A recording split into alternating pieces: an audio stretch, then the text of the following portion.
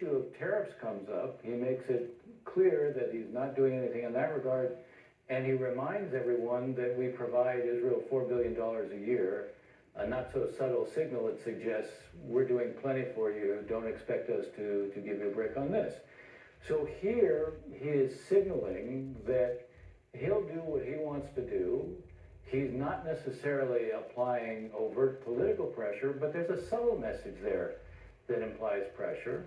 And I would even say if you look at his interview in Time Magazine, the president's interview in Time Magazine, he says about Iran that, you know, I didn't make them comfortable. Meaning I didn't make the Israelis comfortable. I didn't wave off their strike, but I didn't make them comfortable.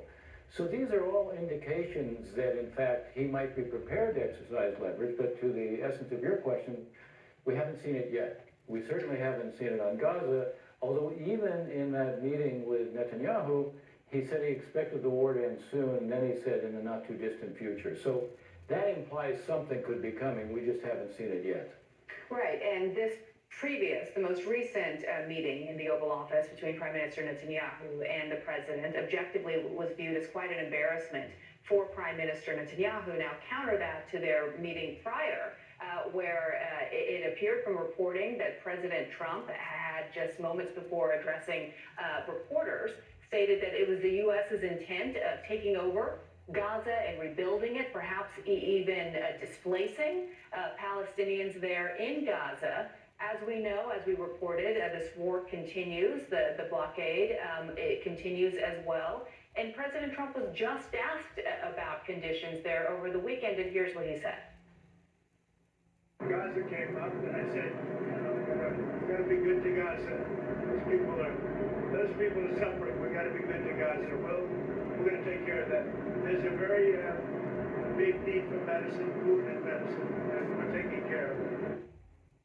It's understandable why people may be puzzled to hear two very different points from the president as it relates to Gaza. You're still plugged in with many in the Israeli government. How are they interpreting this?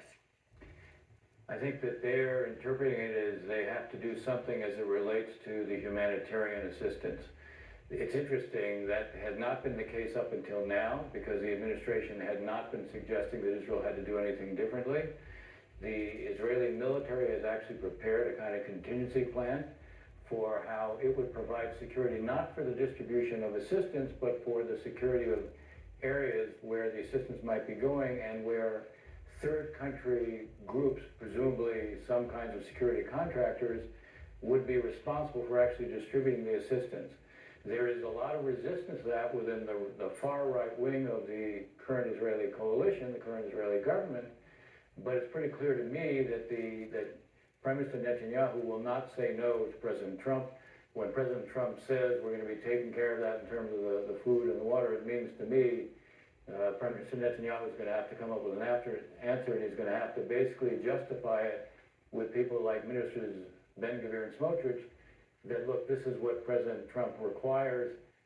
We can't say no to him on this because he gives us so much backing on so much else. It'll be his use of President Trump as his excuse for why he's now going to do something that he has prevented since the end of the ceasefire, the resumption of Israel fighting, and the denial of any humanitarian assistance going in. The explanation will be what President Trump is putting, the pressure he's putting on him to explain why now they will be providing food and assistance, food and water.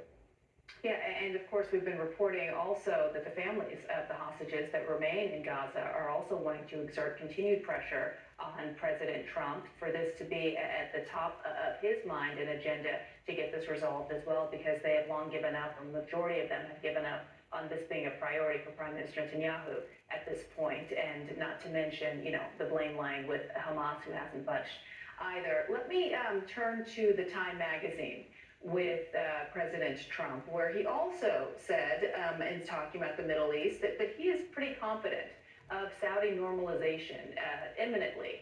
How do you read that, especially given the fact that Saudi has said, as a prerequisite, that the war in Gaza has to be resolved before there's any talk of a normalization?